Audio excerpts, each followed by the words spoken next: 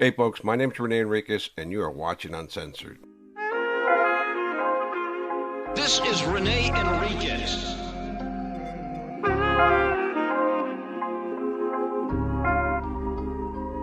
Nickname Bootser. Black Hand of the Mexican Mafia. Prison gang politics. My name is Rene Enriquez and you are watching Uncensored. Well, today we got a kind of an old video. I remember I was consulted on this case by county council, by the city attorney's office. Los Angeles County Sheriff's Station was being sued by the Cortez family for the elimination of their family member. I recall this instance specifically. It was one of the first times, actually the second time, that I was called to testify on behalf of an agency as an expert when they were being sued. But I was being housed in Walnut, California, and they brought in county council, and they gave me this video. And they asked me to review it and rebut the plaintiff's accusations that they lacked a response, which cost the life of their loved one. We're going to run the video in its entirety. It's kind of graphic. A lot of it is preparation for entry from the ERT team, right? The emergency response team, right? And you'll see it's kind of chaotic, right? There's no set plan. They don't have a CERT team. There's a sergeant there that's speaking. But I'll let you watch the video in its entirety, and we'll stop and unpack it as we go along. Here we go. Without further ado, here is the video that the Los Angeles County Jail was sued over, this specific incident. And here we go.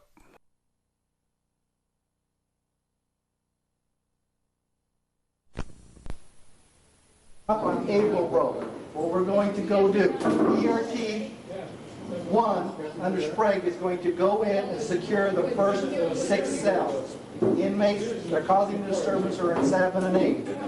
We are going to go up there with chains, hook up the first group that are going to hook up. We got an injured body in there. Which cell do we know he's in? 7 right now. He's in cell 7. So we're going to hook up that big person. Where's Wargo? Wargo, you understand? You cover 8. Make sure they don't do anything to us from the side. All right? As soon as we hook them up, we're going to go in. If they don't want to hook up, we're going to make entry. Okay? We're going to put everybody down. We're going to handcuff everybody. I want you guys to listen. Any questions? Okay? Okay, just to recap, what's happening right now is they got a fight going where several different cells are going off. There's shanks in the first couple of cells. They're gassing people. You got an inmate down in one of the cells. There's a couple of fights going on. So basically our actions are going to be immediate. That's why we're hurrying through this. There's definitely a need to go in there, and because we have a couple of inmates are down, we need to go out there and take immediate action. So let's set this up for a second, right? So there are 6 man cells, right? They're in a 6-man cell. They're on the lower tier on Able Row. And 5 of the cellies attacked another cellmate. They had suspicion about him. In fact, OSJ had pulled him out on multiple occasions and offered him protection. And he refused protection. His family had called the county jail on a number of occasions, voicing a concern for his safety. That's the reason that OSJ had contacted him. They contacted him. They pulled him out. They made protection available. And I don't know what he was thinking, because when he got back to the cell, this happened. And this incident has been going on for over an hour. He's been down for over an hour. And when they tried to make entry on the tier, they met resistance by individuals in the first cells who gassed them. And you heard this officer right here say that they have shanks in the cell, so nobody wants to make entry until they have a full complement of support, and you're going to see that come in now. Questions about what we're doing or why? Any questions about where we're going when we extract them, where we're going to put them? go over where we're going to put them when they Put 'em come in the hall. out? Okay. Where's the triage going to be set up? Triage, you call it. You got the nurses up there right now, okay, and you tell them where you want them. Okay. Probably put all the people in the mess hall, which is probably the biggest place. We've got seats and everything else. So what strikes you immediately as something wrong, right? If you detect anything wrong at all, just ponder that for a second.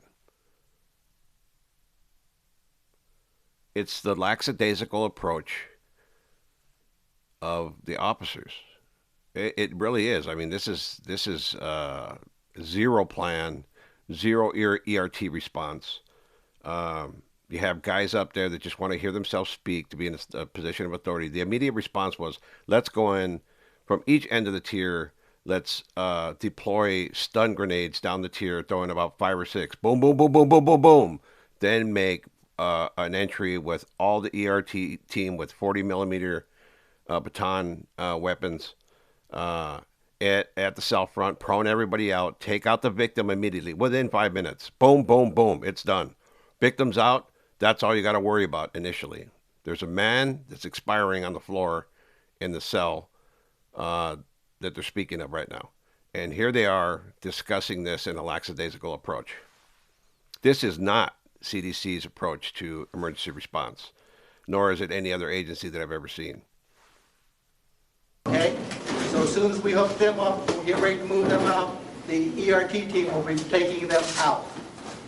Any questions? Sprague. I want to assign people to cover the cells when we go in, right now, before we go up. Okay. Okay, ERT1, who's ERT1? We have Shields from ERT1. Okay, we're going to be responsible for cells 1 through 6 to make sure that we don't have stuff coming out of the cells. Put them to the back of the cells.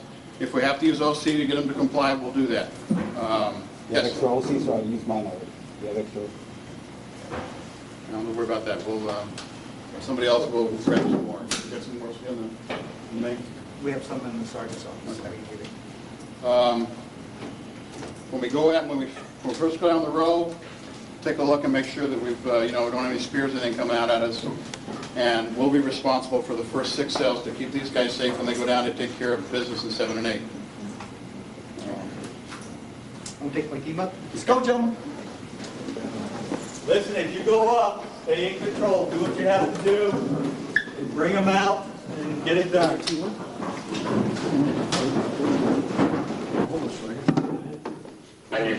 Check your equipment, take your watches off, anything that might get hurt with. Rings, watches, whatever.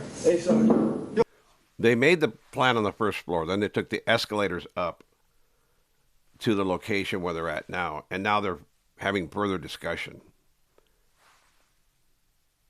You want me and Bogey entering the row first? You're going to enter first, followed by Bogey. Station forming, please. Okay? You're to go cover cell 8. This right here is a 40 millimeter baton round. It shoots out hard blocks. It has a number of different projectiles that it fires, but they're usually rubber baton rounds. I've never been hit by one, but I've seen guys hit by them, and they're extremely effective. Just come up with that shield right up against the wall and keep an eye on those guys ordering them back. All right? That's all you're supposed to do. Unless you see a weapon, then you let me know. Ready? Hold on. The extraction team's got to go in first. The ERT team. Okay. Those are all the inmates within the module doing the siren sound.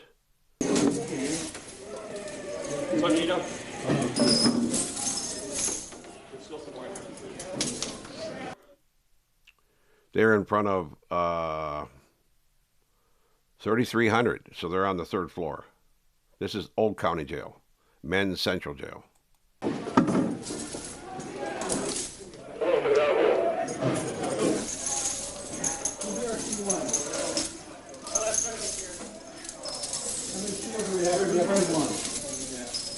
Deputy Wilson, code 1 Wilson. Over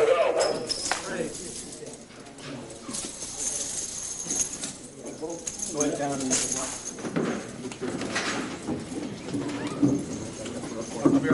with me. Deputy Wilson, you're 1020. The shield people. Extract, capture, stand at. 3400. Okay? Where my two Tommy, you have weapons? a nurse with you, right? Who's got the arm? Affirmative, I have two. Okay. 37. If you see a weapon, Fine. down him with the weapon. All right. Anybody that's armed, order them, put it down. If they don't put it down, you shoot. My mistake. It's a 37 millimeter. And still more talk. There's an inmate that's incapacitated in a cell. They had one meeting downstairs. They're having another meeting upstairs, further delaying medical response. You're a DRT one, go on the side of the wall. DRT 2 on the side of the wall. Okay. Come on in, go in.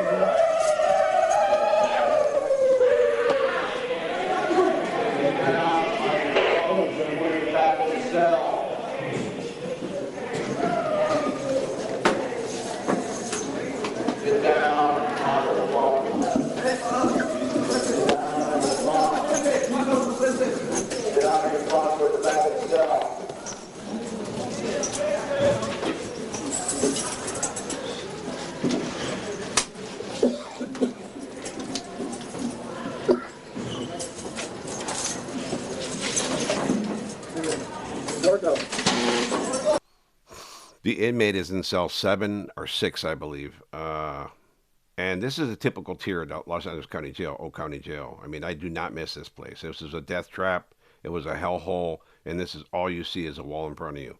All day long, every day. Let the ERT go in first. 1, 2, 3, 4, go.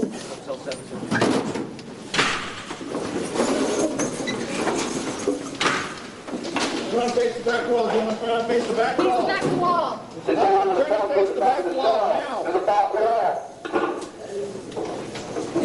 Oh, it's back. Get on the back wall. Oh, it's back. Get up, face the back wall. Get up, face the back wall. Now. Get up! Get in the back! Face the wall. Face the wall. Get up. Hey, put your hands behind your back. Put your hands behind your back. Every one of you.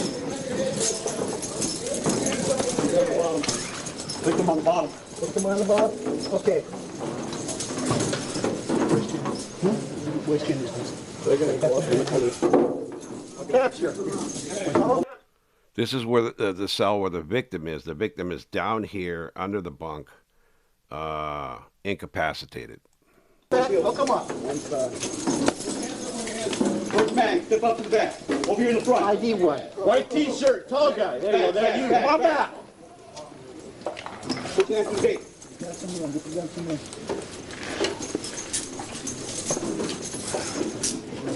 You want me to do the other two with this one, sir? Don't matter. Either way, I got enough chains for all of them right here. Everybody gets waist chain. Everybody gets waist chain. All right, get out of the way. Next one, on the right. Stand up, put your hands on your head.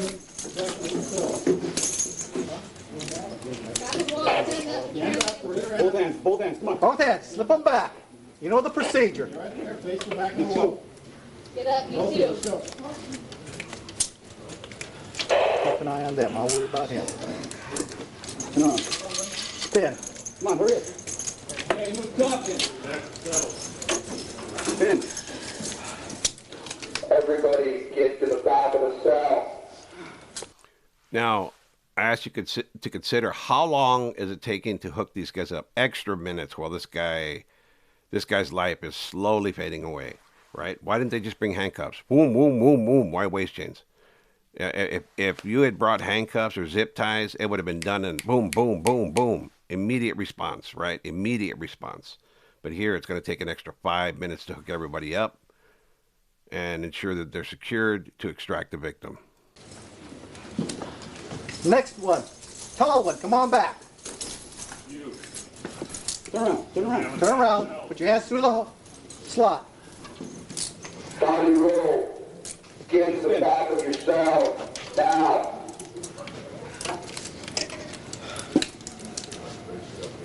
Spin.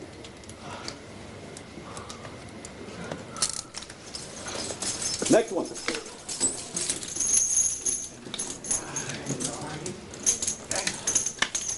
Step all the way to the back of the wall. Walk over to the wall. Lean up against the wall, gentlemen. Spin. Spin. Keep going now.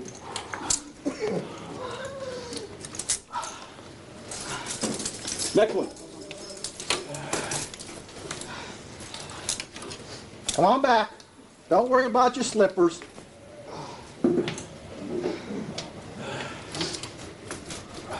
Oh.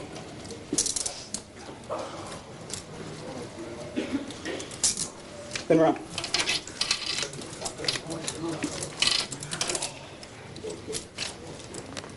Keep going. Spin.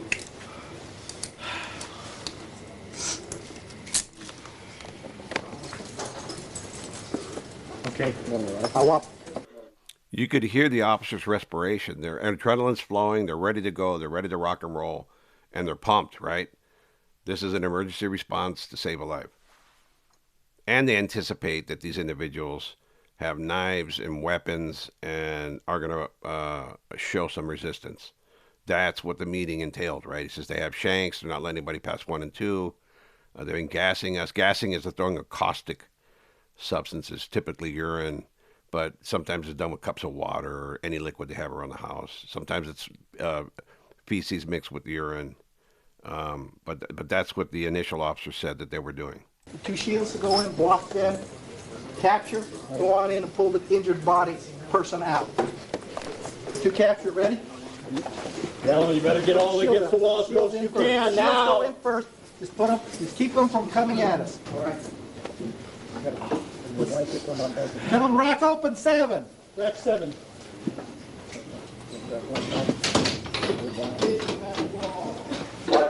That's about 10 minutes at the cell front. Right there, guys.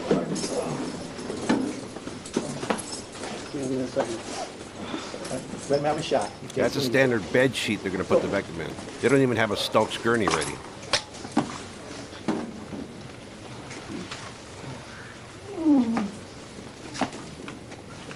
That's the victim groaning.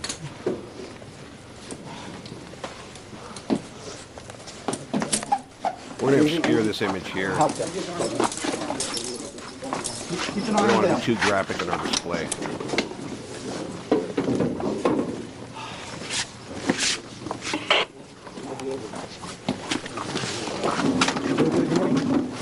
Where, gentlemen?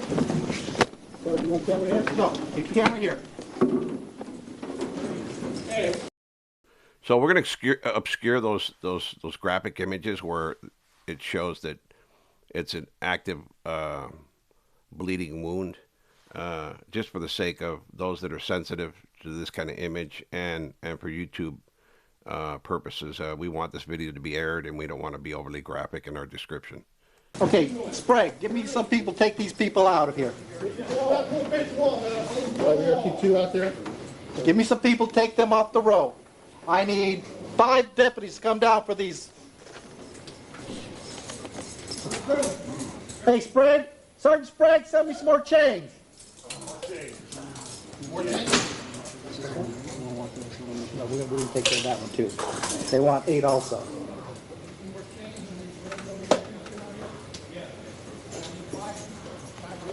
I don't want anything until we get done with this. Somebody sprayed, didn't they? Yeah. Thanks.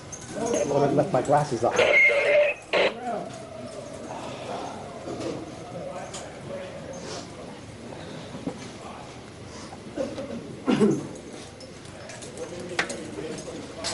These 5 individuals are going to face charges. Again, a 6-man cell on Able Row. They're going to be charged with this crime.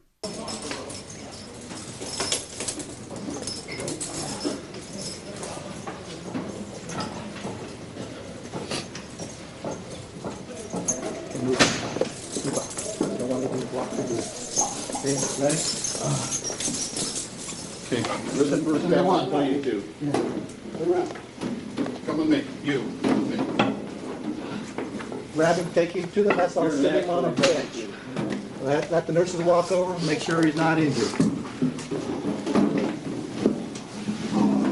You're next. What do you do?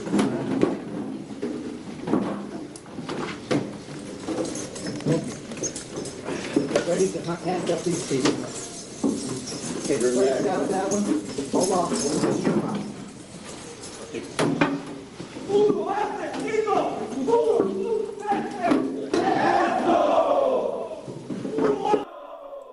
Did you hear what they yelled? That was little Pee Wee from Avenues, the brother of Alex Pee Wee Aguirre.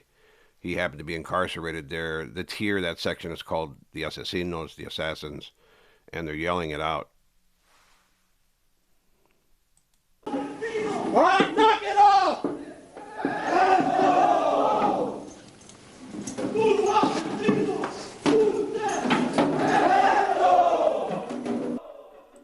You hear what he's saying? Puro asesinos, puro sur 13. And then all the camaradas within that module are saying eso. Not S-O, but eso. Okay.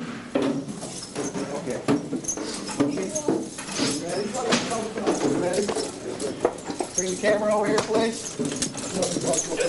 All right, get up, gentlemen. Step to the back. Pick one. Now, which one you want? The one on the right with the cat. Step up. Back up. Turn around. Turn around. Keep it down, partner. Couple guys, huh?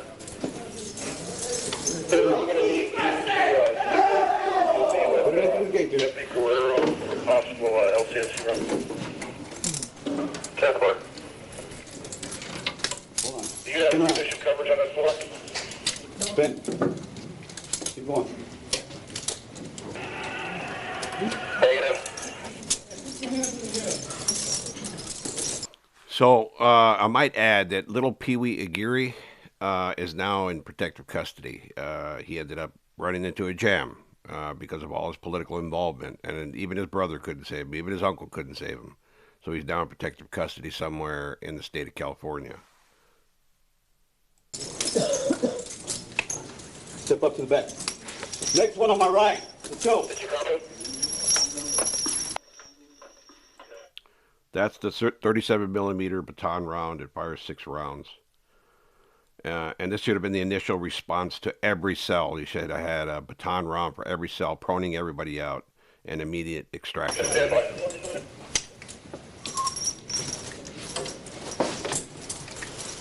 Put your hands on top of your head. Hands on top of your head. Go for Garza.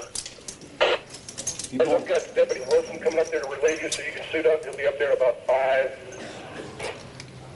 10-4 copy. Next one on the right. Against the wall. All the way against the wall now.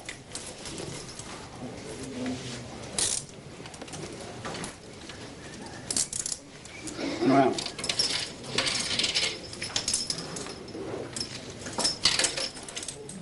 Keep going. Keep going.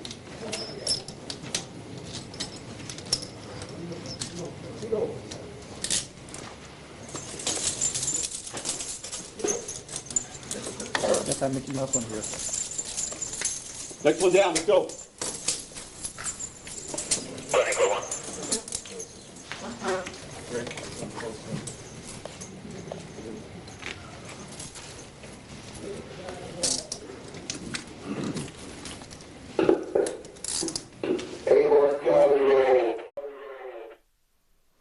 So there goes our video, folks. There you have it. What's your opinion on this?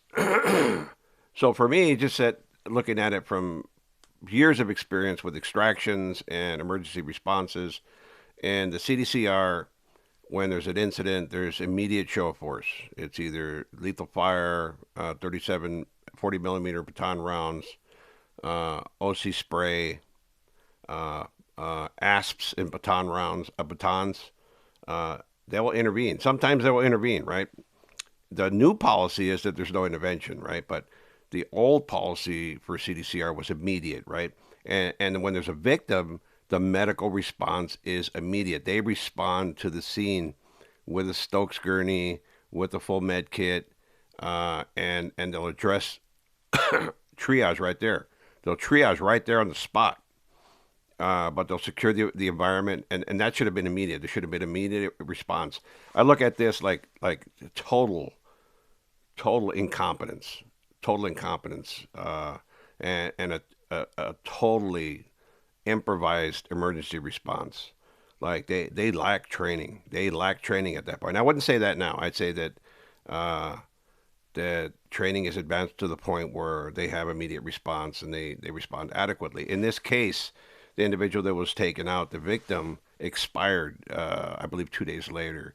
He went into a coma. He was beaten for hours in his cell.